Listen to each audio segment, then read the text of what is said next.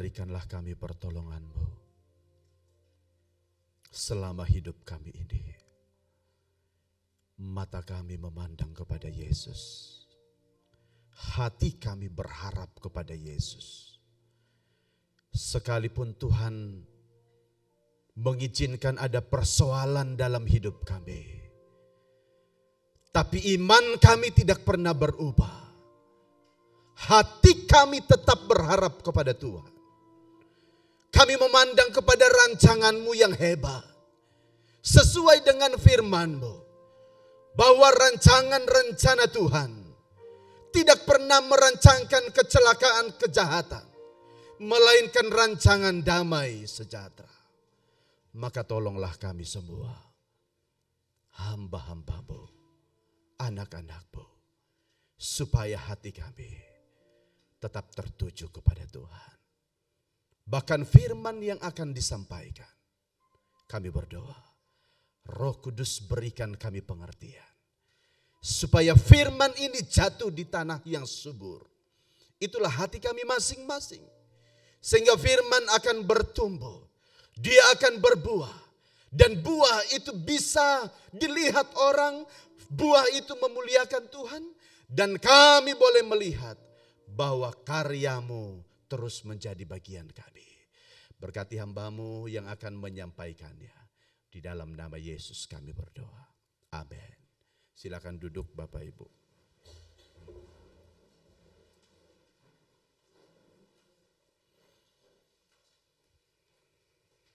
Baik, Bapak Ibu salam. Iya, salam. Salam alaikum. Capek kah? Pasti capek ya. Tapi hari ini firman Tuhan tentunya jangan oleh karena rasa capek, lelah, sehingga kita tidak konsentrasi. Sekali lagi, salam alaikum. Boleh senyum dong satu dengan yang lain, senyum dulu lah. Ya, Minarti senyumnya kurang lepas gitu ya.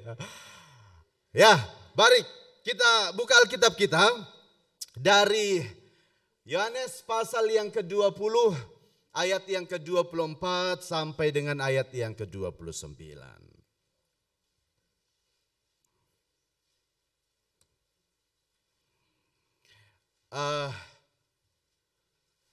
Memang 2 hari ini hujan di jam subuh ya, membuat kita terganggu tidur Budin. Karena petirnya itu loh, itu kuat banget ya. Tapi pemeliharaan Tuhan tetap baik bagi kita, men. Iya, kalau ada teman tidur sih nyaman gitu ya. Yang belum ada pasangan ini, ya sudah petirnya kuat, tidak ada bantal guling, ya memang harus berdoa, Tuhan berikan aku nyenyakan begitu ya. Oke, baik. Yohanes pasal 20 ayat 24 sampai 29. Kita baca silih berganti, responsoria. Saya baca ayat 24, Bapak Ibu 25 sampai seterusnya. Ayat 29 kita baca bersama-sama. Yesus menampakkan diri kepada Thomas. Tetapi Thomas, seorang dari ke-12 murid itu, yang disebut Didimus, tidak ada bersama-sama mereka ketika Yesus datang ke situ.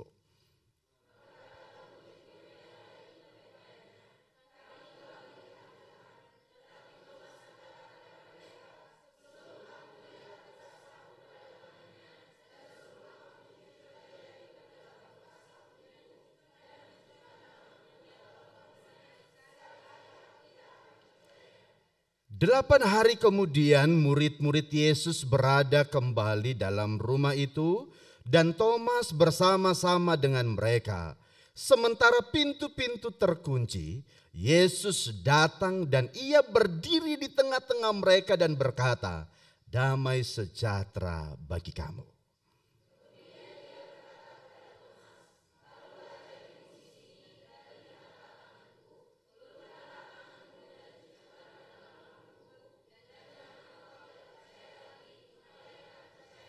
Thomas menjawab dia, "Ya Tuhanku dan Allahku." Sama-sama 3, 2, 1.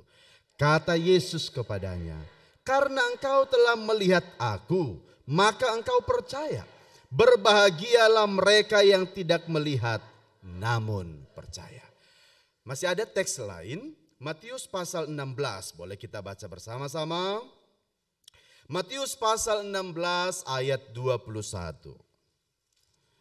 Yang putri baca ayat 21, nanti yang putra Lukas pasal 24 ayat 6 dan 7.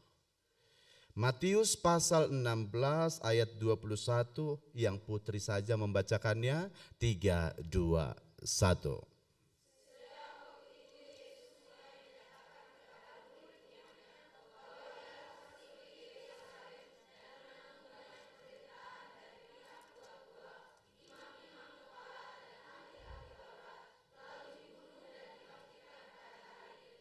Oke, Lukas pasal 24 ayat 6 sampai 7, yang putra saja. 3, 2, 1. Ia tidak ada di sini, ia telah bangkit. Ingatlah apa yang dikatakannya kepada kamu ketika ia masih di Galilea, yaitu bahwa Anak Manusia harus diserahkan ke tangan orang-orang berdosa dan disalibkan dan akan bangkit pada hari yang ketiga. Puji Tuhan. Bapak Ibu yang diberkati oleh Tuhan, tema kita hari ini adalah percayalah akan kebangkitannya. Percayalah akan kebangkitannya.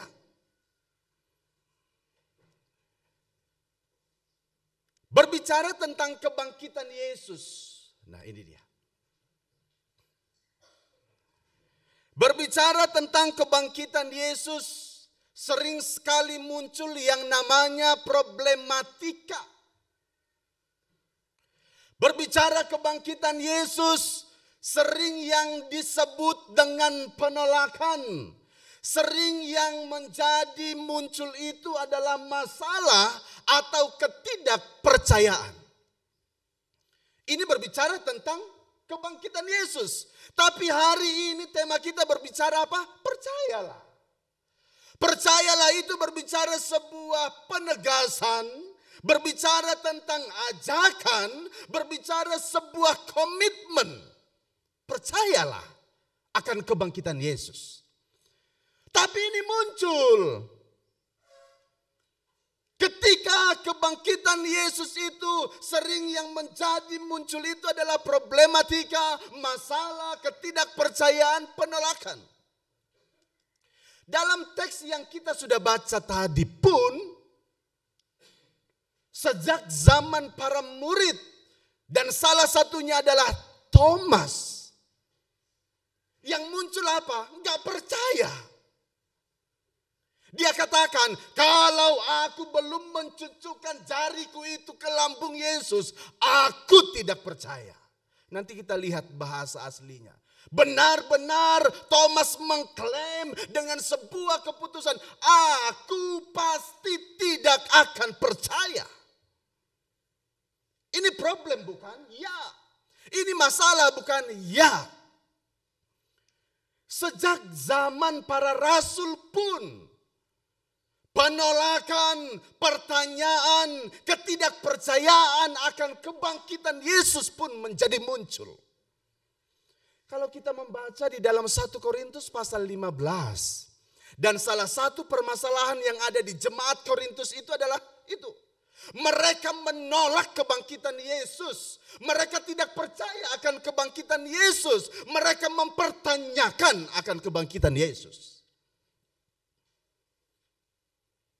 Sejak zaman para murid, sejak zaman para rasul, problematika ini menjadi muncul, pertanyaan ini menjadi muncul, penolakan ini pun menjadi muncul. Sejak zaman para murid, sejak zaman para rasul, sampai zaman masa kini pun masih muncul pertanyaan, penolakan, ketidakpercayaan atas kebangkitan Yesus. Saya buat inisialnya. Contoh inisial ZN. Ini ada di media sosial. Dia katakan demikian. Yesus pasti tidak pernah mati. Alasannya, Yunus tetap hidup kok selama 3 hari di perut ikan. Yesus yang menjadi tanda seperti Yunus tentulah tidak mati selama di rahim bumi. Jika Yesus tidak pernah mati, bagaimana mungkin dia bisa bangkit? Itu artinya pertanyaan itu menjadi problematika sampai masa kini. Pertanyaannya, apa dasar kita tetap percaya kepada kebangkitannya? Kalau banyak orang bertanya, benarkah dia bangkit? Kalau banyak orang bertanya atau meragukan kepercayaan, betulkah dia bangkit? Menjadi pertanyaan, apa alasan kita sampai saat ini menjadi tetap percaya atas kebangkitan Yesus? Seorang tokoh berkata, Bultmann, dia katakan demikian. Kebangkitan Yesus yang dituturkan dalam perjanjian baru adalah sebatas mitologi belaka. Yesus Kristus tidak bangkit dari kubur, tetapi hanya dalam hati atau iman para murid semata. Bultmann berkata, kebangkitan Yesus itu bukan fakta, bukan sejarah, tapi itu bersifat mitos. Ini menjadi problem, bukan? Ya. Ini menjadi tantangan bagi kita hamba-hamba Tuhan, bukan? Ya. Pertanyaannya, dengan tema yang diberikan bagi kita, percayalah akan kebangkitan Yesus. Apa yang menjadi alasan sehingga kita sampai hari ini bertahan percaya kepada kebangkitannya? Bapak Ibu, hari ini Tuhan pun tetap meneguhkan kita. Sekalipun orang menolak, sekalipun ada banyak orang meragukan kebangkitan Yesus, tapi hari ini aku mau katakan, berdasarkan apa yang Yesus sebutkan tentang dirinya terhadap firman Tuhan, tidak ada sedikit pun nubuat yang Yesus nyatakan tentang dirinya tidak digenapi. Maka menjadi dasar kita sebagai hamba Tuhan, sebagai orang percaya apa? Peneguhan firman. Jangan ragu, jangan bimbang sekalipun orang banyak mempertanyakan hal itu. Karena apa? Firman Tuhan hari ini jelas berkata. Matius 16 ayat 21. Ini Yesus berbicara tentang dirinya sendiri. Sebelum dia mati di kayu salib, dia menyatakan akan dirinya kelak. Sejak waktu itu Yesus mulai menyatakan kepada murid-muridnya bahwa ia harus pergi ke Yerusalem dan menanggung banyak penderitaan dari pihak tua-tua, imam-imam kepala dan ahli-ahli Taurat. Lalu dibunuh dan dibangkitkan pada hari yang ketiga. Yesus berbicara tentang dirinya. Yesus meneguhkan, menegaskan, dia menjelaskan kepada para murid. Ini loh histori ke depan tentang diriku. Dan Markus pasal 8 ayat 31 pun jelas berkata. Kemudian mulailah Yesus mengajarkan kepada mereka bahwa anak manusia harus menanggung banyak penderitaan dan ditolak oleh tua-tua, imam-imam kepala dan ahli-ahli Taurat, lalu dibunuh dan bangkit sesudah 3 hari.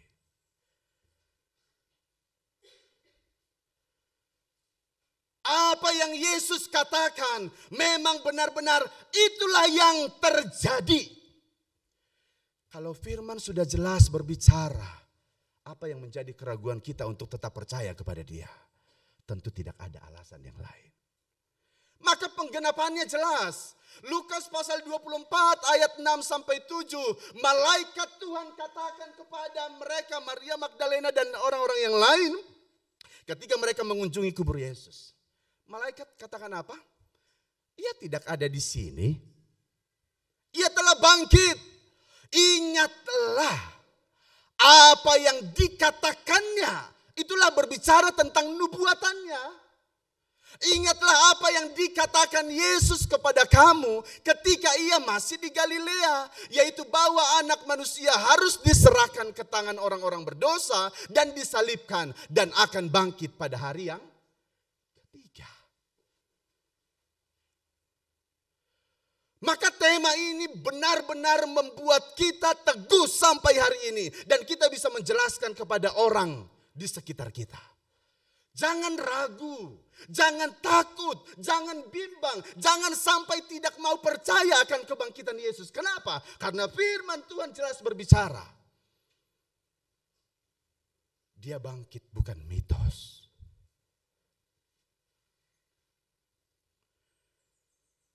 Kebangkitannya itu adalah histori, real kenyataan yang tidak bisa diganggu gugat dengan alasan apapun. Ini firman Tuhan yang berbicara. Maka alasan Alkitabiah inilah, alasan teologis inilah yang meyakinkan kita bahwa bukan kata orang, tapi kata firman bahwa dia benar-benar bangkit.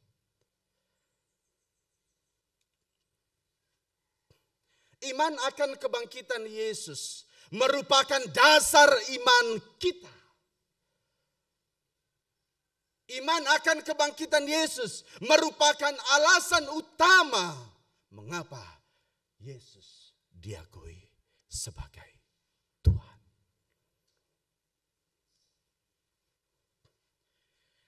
Kebangkitan Yesus Kristus dari antara orang mati adalah salah satu pokok terpenting dari sekian pokok pengajaran-pengajaran Kristen. Karena jika Yesus tidak bangkit dari antara orang mati, maka pokok-pokok ajaran kekristenan lainnya pun tidak akan berarti.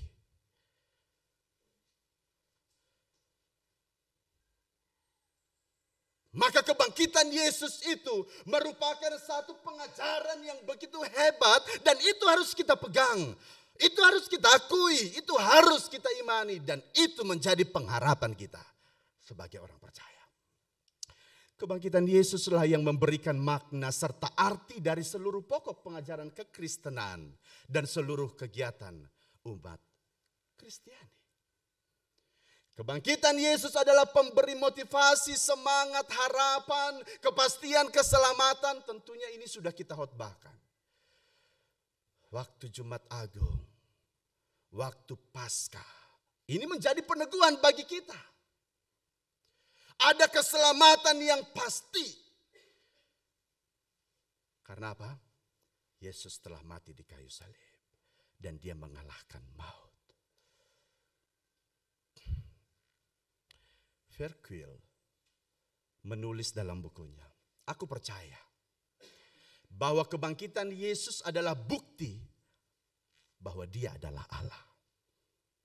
Bahwa Yesus Kristus sungguh anak Allah. Dan suatu bukti nyata bahwa Yesus adalah Kristus Sang Mesias. Saya pikir ini juga menjadi peneguhan bagi kita semua.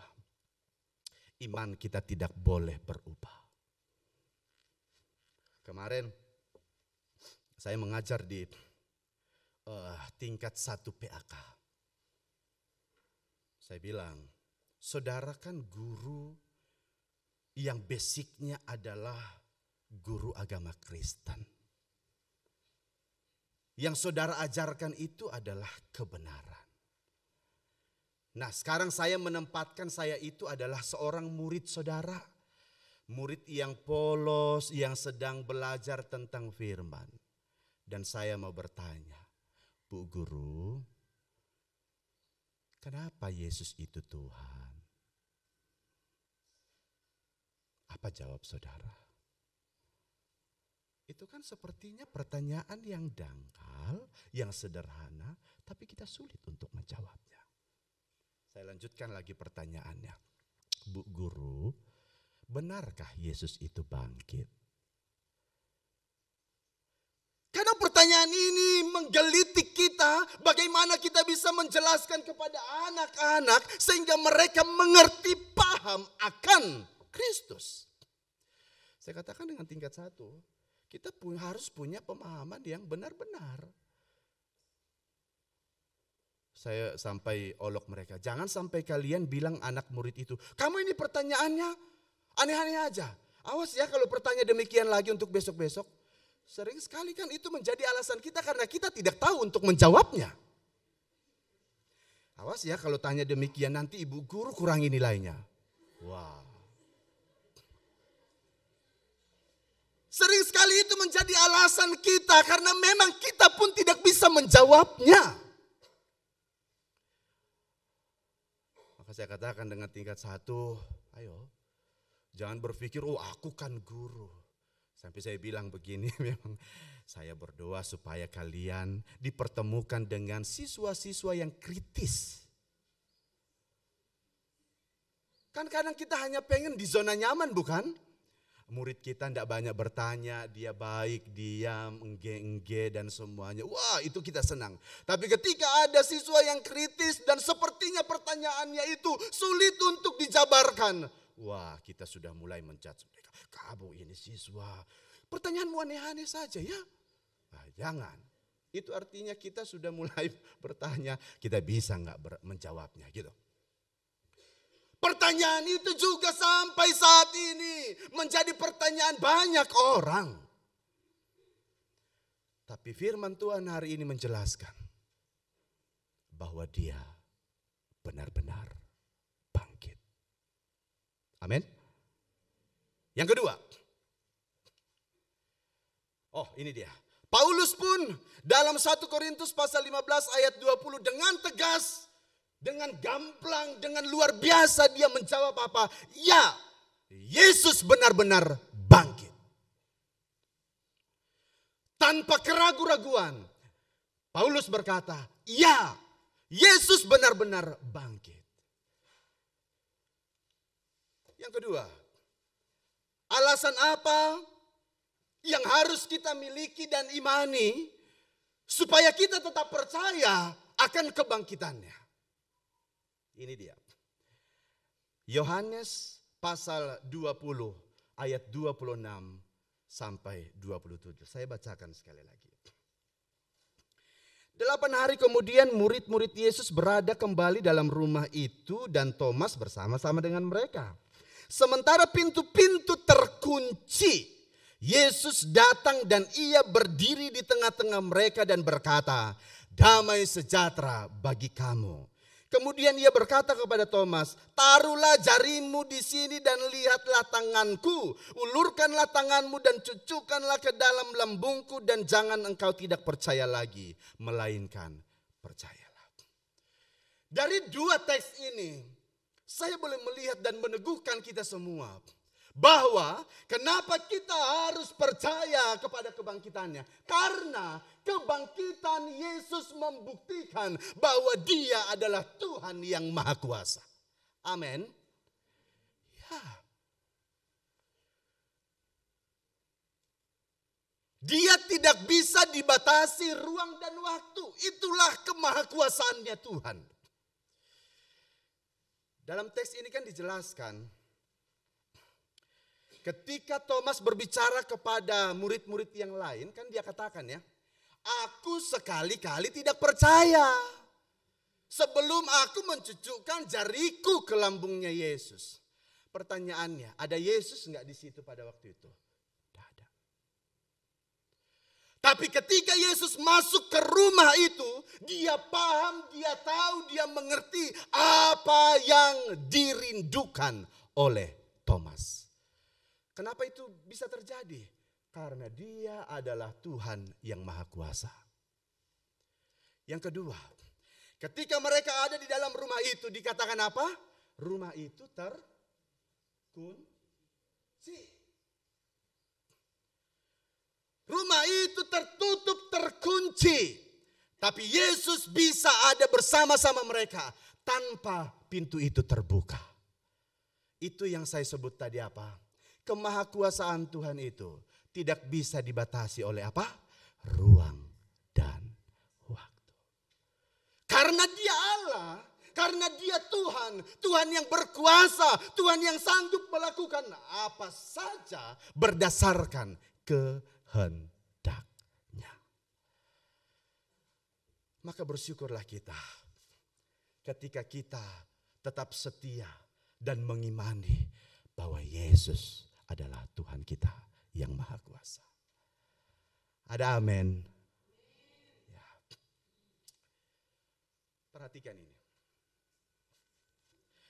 Tuhan kita adalah Tuhan yang maha kuasa dan dia tidak bisa dibatasi oleh ruang dan waktu. Tapi kenyataan yang terjadi dengan Thomas adalah sebaliknya. Ume pistoiso. Yang artinya aku pasti tidak akan percaya. Thomas memberikan sebuah kepastian, memberikan sebuah keputusan tentang dirinya berdasarkan apa? Akal pikir Thomas. Aku kan belum melihat Yesus. Aku belum mencucukkan jariku ini ke lambungnya. Maka dikatakan, kalau di bahasa terjemahan baru itu kan, sekali-kali aku tidak percaya. Tapi dengan penegasan yang lain, dengan apa ini ya, buku Hasan Sutanto itu, dia katakan apa? Aku pasti tidak akan percaya. Dia sudah mengklaim dirinya dengan pola pikirnya. Aku pasti. Namanya pasti itu bukan ini ya maksudnya ya. Memang mengenal nama pasti ini gampang. Oke. Thomas, dia mengambil sebuah keputusan tanpa melibatkan ketuhanan Yesus. Dia hanya berpikir dengan logikanya. Yesus tidak ada di sini. Aku tidak melihat dia. Aku belum mencucukkan tanganku ini, jariku ini ke dalam lambungnya. Maka dia mengambil sebuah keputusan apa? Aku pasti tidak akan percaya. Bukankah juga sering sekali dalam hal praktis ini menjadi keputusan kita? Kita menilai dengan penilaian kita, kita berpikir dengan cara pikir kita, kita memutuskan dengan keputusan kita, dan kita mengambil sebuah keputusan. Aku begini, begini, dan begini. Tapi hari ini firman Tuhan ini mengajarkan kita semua. Mari, Tuhan kita itu adalah Tuhan yang maha kuasa. Dia sanggup melakukan apa saja berdasarkan kehendaknya atas hidup kita masing-masing. Yang ketiga, Moses Wibowo dalam tulisannya dia katakan begini. Kebangkitan Yesus Kristus adalah dasar pengharapan.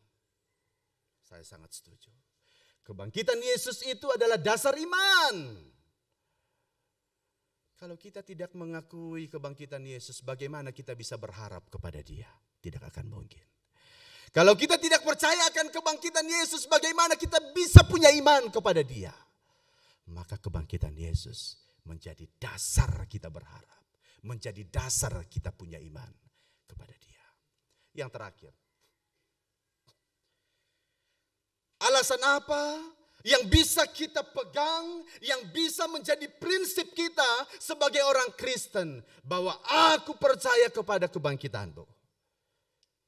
Kebangkitan Yesus membuktikan kemenangan. Hal ini jelas sekali Rasul Paulus tegaskan, dia ikrarkan begitu hebat kepada jemaat yang ada di Korintus.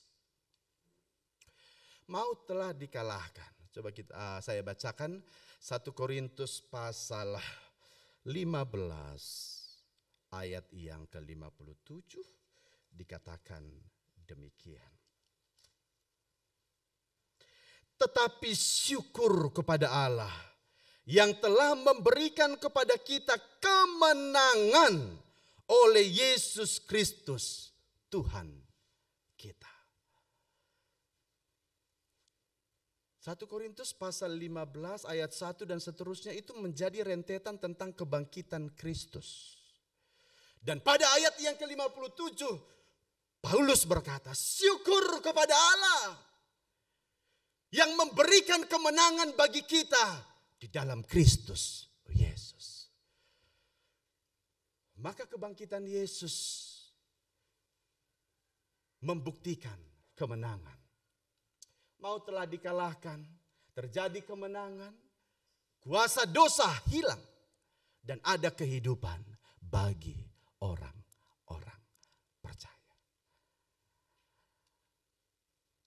Kalau saya bisa ambil dari Roma 6 ayat 6, kita tahu bahwa manusia lama kita telah turut disalibkan supaya tubuh dosa kita hilang kuasanya. Agar jangan kita menghambakan diri lagi kepada dosa. Hai maut, di manakah kemenanganmu? Kuasa dosa telah dikalahkan. Maka Paulus katakan, jangan lagi kita menghambakan diri kepada dosa. Karena sudah ada kemenangan yang sungguh dari Tuhan. Respon kita tentunya dengan kemenangan yang Yesus sudah berikan kepada kita. Jangan mau lagi diperbudak oleh dosa. Maka kesimpulan,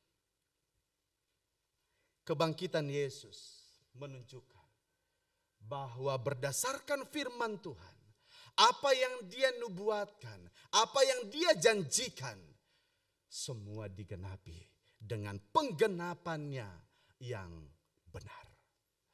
Yang kedua, Yesus bangkit membuktikan bahwa dia adalah Tuhan yang maha kuasa. Yang ketiga, kebangkitan Yesus menyelamatkan kita, mengalahkan maut. Dan mari kita terus menjaga hidup kita, bersandar kepada Tuhan, dan berharap kepada Dia yang adalah sumber kemenangan yang sejati. Amin firman Tuhan. Mari kita responi firman Tuhan hari ini.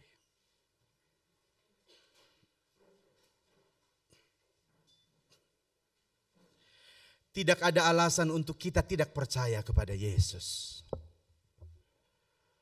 Apapun situasinya, apapun masalahnya, apapun tantangannya, maka tidak ada alasan untuk kita tidak percaya kepada Dia. Kebangkitannya membuktikan bahwa Dia adalah Tuhan yang hebat. Kebangkitannya membuktikan kemenangan yang sejati. Maka layaklah kita percaya. Percaya. Mari kita responi firman Tuhan ini. Dengan mengangkat satu pujian, hatiku percaya. Saat ku tak melihat jalanku. Saat ku tak mengerti rencanamu.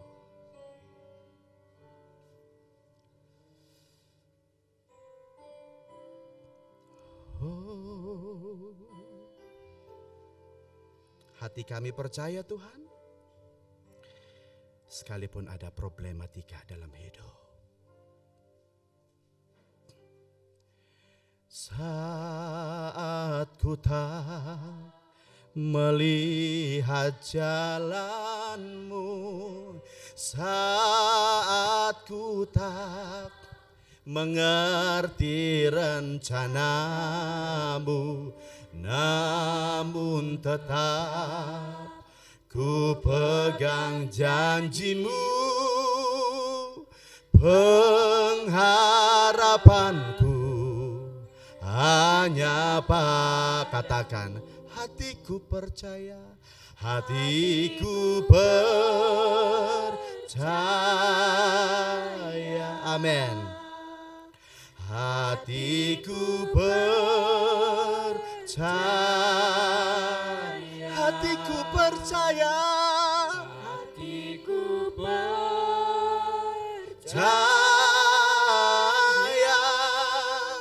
selalu ku percaya. Katakan sekali lagi, hatiku percaya, hatiku percaya, hatiku percaya, hatiku percaya, hatiku percaya, hatiku percaya,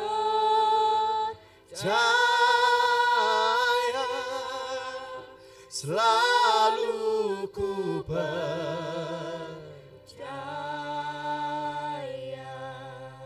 Kami percaya dengan iman, dengan hati kami, bahwa Engkau bangkit.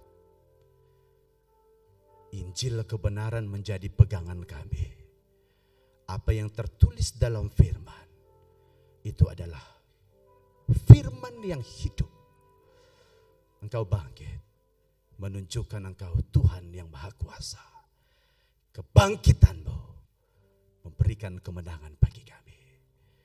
Apapun situasi yang diperhadapkan dengan kami, iman kami tidak pernah berubah. Apapun situasi yang terjadi, pengharapan kami tetap kepada Yesus. Hati kami percaya Tuhan. Terima kasih, materaikan firman-Mu bagi hati kami masing-masing. Terpujilah Engkau, di dalam nama Yesus kami berdoa. Amin.